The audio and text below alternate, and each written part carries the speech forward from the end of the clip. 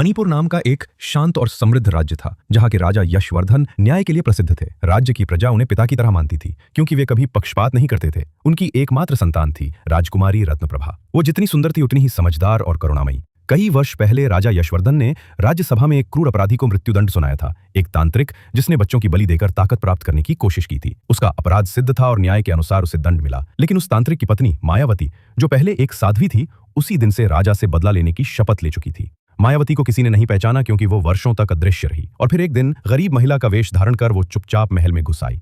राजकुमारी रत्नप्रभा हर दिन जरूरतमंदों को महल के द्वार पर सेवा और दान देती थी। उस दिन भी उसने मायावती को देखा, बिखरे बाल, कमजोर शरीर और कांपते हाथ। रत्नप्रभा ने तुरंत उसके लिए फल, वस्त्र और आसन मंगवाए। पर जब उसने पूछा, माता कहां से आई है, मायावती ने सिर्फ इतना कहा, जहां न्याय के नाम पर स्त्रियों का सब कुछ छीन लिया जाता है।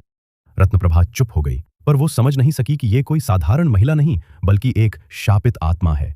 अचानक मायावती ने अपने हाथ आकाश की ओर उठाए और उसकी आंखों से आग जैसी चमक निकली। वो बोली, तेरे पिता ने मुझसे मेरा जीवन छीना, अब मैं उनसे उनका सुख छीनूंगी।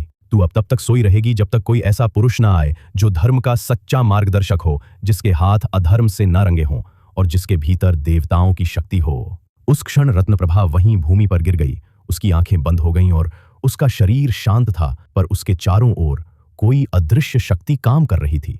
राजमहल में कोहराम मच गया। रानियों की चीखें, सेवकों की दौड़ और सैनिकों की घबराहट से पूरा वातावरण भारी हो गया।